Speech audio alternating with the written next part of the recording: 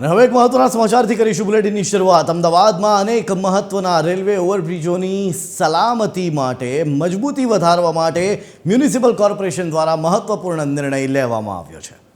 શહેરના જુદા જુદા વિસ્તારોમાં આવેલા જૂના રેલવે ઓવરબ્રિજોમાં બેરિંગ રિપ્લેસમેન્ટની વ્યાપક કામગીરી હાથ ધરવામાં આવી છે। ત્યારે મ્યુનિસિપલ કોર્પોરેશનના એમ પેનલ ઇન્સ્પેક્શન કન્સલ્ટન્ટ દ્વારા કરવામાં આવેલા નિરીક્ષણ રિપોર્ટ મુજબ આશરે 27 થી 40 વર્ષ જૂના Girdharnagar bridge, Nathalal Jagda bridge, Chandlodiya overbridge, Chamunda bridge, Cadila bridge અને ચિમનભાઈ પટેલ બ્રિજ સહિતના રેલવે ઓવરબ્રિજોમાં બેરિંગ બદલવાની તાત્કાલિક જરૂરિયાત દર્શાવવામાં આવી, જેથી 6 બ્રિજમાં બેરિંગ રિપેરિંગ કરવામાં આવશે।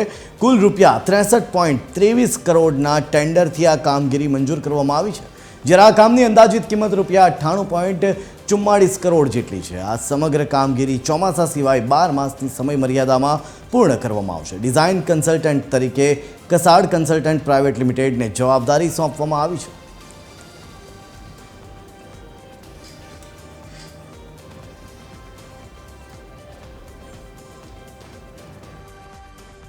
अनुसंधाने આપણે અત્યારે જે કુલ 7 બ્રિજમાં બેરિંગ રિપ્લેસમેન્ટની કામગીરી કરવા માટેનું જે રિપોર્ટ આવેલો છે એના અનુસંધાને અમે ટેન્ડર તૈયાર કરાવેલું અને ટેન્ડર તૈયાર કરી એમાં કસાડ કન્સલ્ટન્ટ અમારા જે કન્સલ્ટન્ટ હતા એમને એના રિપોર્ટના અનુસંધાને ટેન્ડર તૈયાર કરેલું છે અને જે મુજબ જે કુલ 2 ટેન્ડર આવ્યા હતા ને જેમાં લોએસ્ટ ટેન્ડર હતું એને આપણે આ કામગીરી કરવા માટેનું દરખાસ્ત રજૂ કરેલી છે। જે ટેન્ડરનું જે ટોટલ મંજૂર થયેલ ટેન્ડરની જે ટેન્ડર પુટઅપ કરેલું છે એ 63 કરોડનું ટેન્ડર થશે અને એમાં કુલ 7 બ્રિજની બેરિંગને રિપ્લેસમેન્ટની કામગીરી એમાં સમાવેશ કરેલો છે। તો ગિરધર બ્રિજ, નાથાલાલ જગડા બ્રિજનું પણ રિપેરિંગ કામ કરવામાં આવશે। કુલ 6 જેટલા બ્રિજ કે જેનું રિપેરિંગ થશે। ત્યારે હવે સવાલ એ પણ ઊભો થઈ રહ્યો છે કે જે સમયે રિપેરિંગ થશે એ સમયે આ બ્રિજ ચાલુ રહેશે કે એને થોડા સમય માટે બંધ કરવામાં આવશે। તમામ માહિતીઓ સાથે વિસ્તારથી વાત કરવા માટે આપણી સાથે જોડાઈ ચૂક્યા છે સંવાદદાતા મૌલિક ઉપાધ્યાય। સીધા જઈશું મૌલિક પાસે। મૌલિક, અમદાવાદમાં 6 જેટલા બ્રિજ કે જેનું હવે રિપેરિંગ કામ થશે, હાલ શું છે સૌથી પહેલી પ્રાથમિક માહિતીઓ?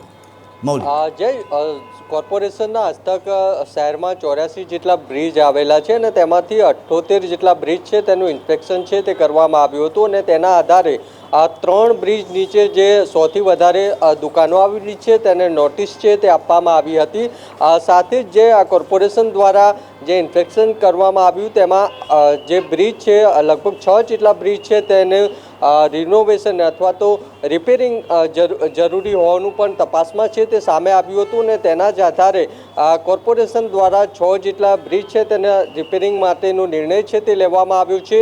આ 63 કરોડથી પણ વધારે ખર્ચ કરીને આ જે બ્રિજ છે તેને રિપેરિંગ છે તે કરવામાં આવશે, જેમાં ચાંદલોડિયા બ્રિજ છે, ગિરધરનગર બ્રિજ છે, સાથે શહેરના જે બીજા અલગ અલગ જૂના જે 27 થી 40 વર્ષ જેટલા જૂના બ્રિજ છે તેવા 6 બ્રિજ છે કોર્પોરેશન દ્વારા જ્યારે તપાસ કરવામાં આવી ત્યારે ખરેખર તેમાં રિપેરિંગની જરૂરિયાત હોવાનું સામે આવ્યું હતું ને તેના જ કારણે આ 6 બ્રિજ છે તે રિપેરિંગ કરવાનો નિર્ણય છે તે લેવામાં આવ્યો છે।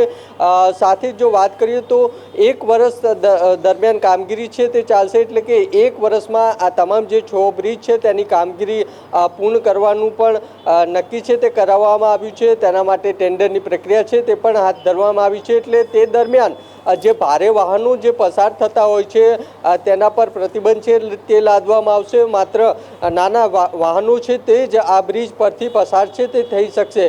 જે રીતે રાજ્યમાં મોરબી ઝૂલતા પુલ હોય કે અન્ય બ્રિજ હોય તે ઘટનાઓ છે તે બની હતી ને ત્યારબાદ અલગ અલગ બ્રિજ છે તેની ચકાસણી છે તે કરવામાં આવી છે, ઇન્સ્પેક્શન છે તે કરવામાં આવે છે અને ત્યારબાદ જરૂર લાગે તો જે બ્રિજ છે તેના રિપેરિંગની કામગીરી છે તે પણ કરવામાં આવી છે અને તેના જ ભાગરૂપે આ અમદાવાદના 6 બ્રિજ છે તેની રિપેરિંગની કામગીરી કરવાનો નિર્ણય છે તે કરવામાં આવ્યો છે। જી મૌલિક, તમામ બ્રિજ ટ્રાફિકથી ધમધમતા બ્રિજ છે, એટલે કદાચ એવું બની શકે કે ભવિષ્યમાં ત્યાંથી કોઈ ડાયવર્ઝન પણ આપવામાં આવે, તો શું એએમસી એ માટેની પ્રક્રિયા કરવા માટે અથવા ડાયવર્ઝનની તૈયારીઓની માટે સજ્જ છે?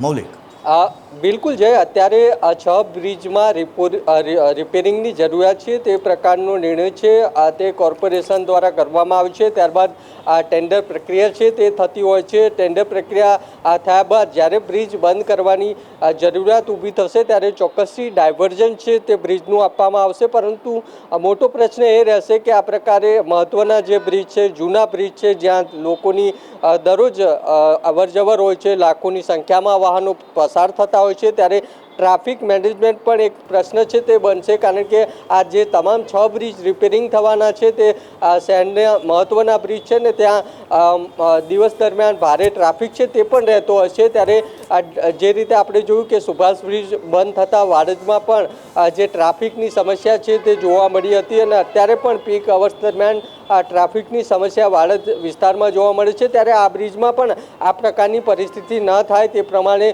ચોક્કસથી કોર્પોરેશન પ્લાનિંગ છે તે કરી રહ્યું છે. જી આભાર મૌલિક સમગ્ર માહિતી આપવા બદલ.